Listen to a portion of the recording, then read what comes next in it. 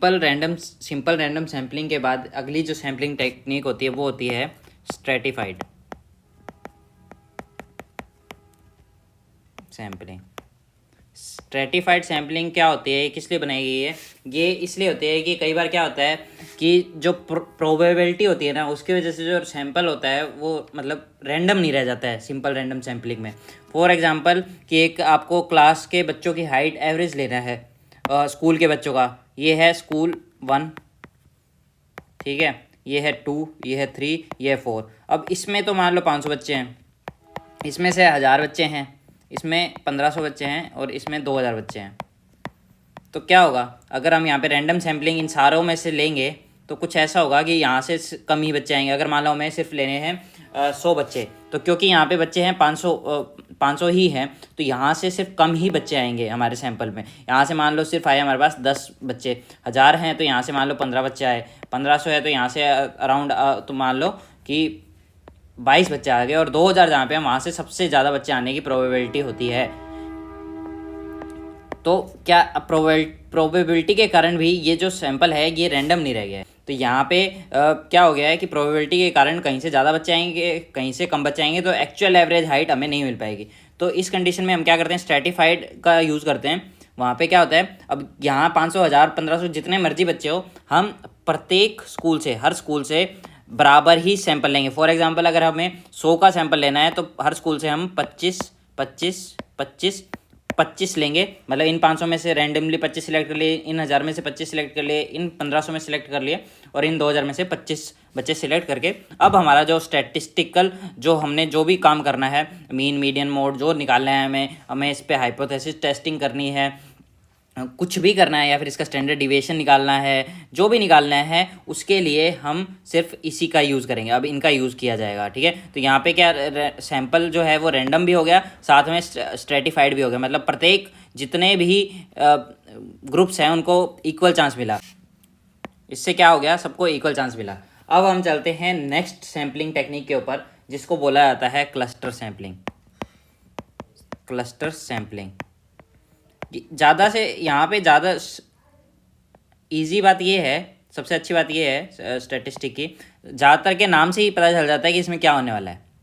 Clustering sampling, stratified sampling, random sampling, आप नाम से ही अंदाज़ा लगा सकते हो क्या होगा। बट स्टिल क्लस्टर सैम्पलिंग, पहली बात तो क्लस्टर का मतलब क्या होता है कि एक क्लस्टर बनाना है, एक गुच्छा बनाना है किसी समूह का।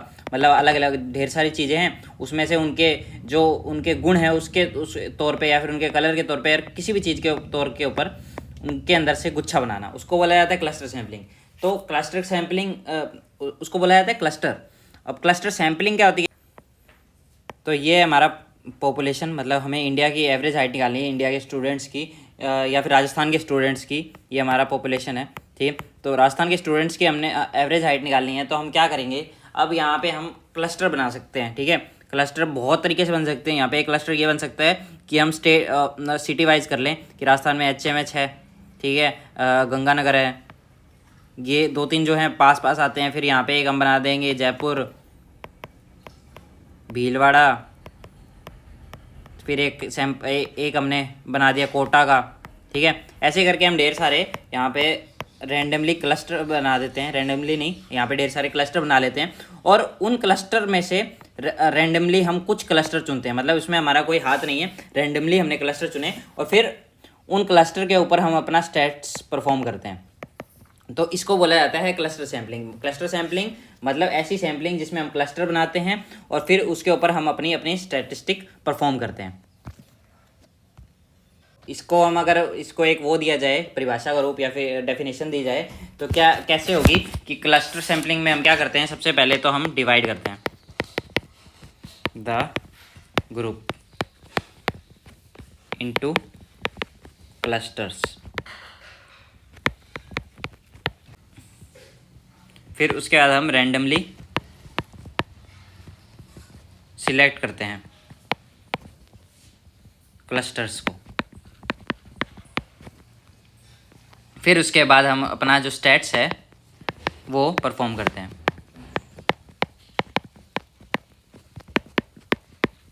तो इसे बोला जाता है क्लस्टर सैम्पलिंग। फिर क्लस्टर सैम्पलिंग के बाद एक और आता है सिस्टमैटिक सैम्पलिंग।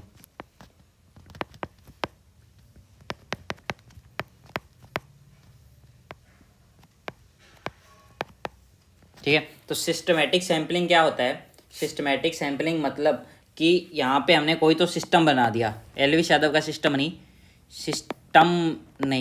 सिस्टम बना दिया, कोई भी सिस्टम हो, मतलब कोई रूल हो सैम्पलिंग का।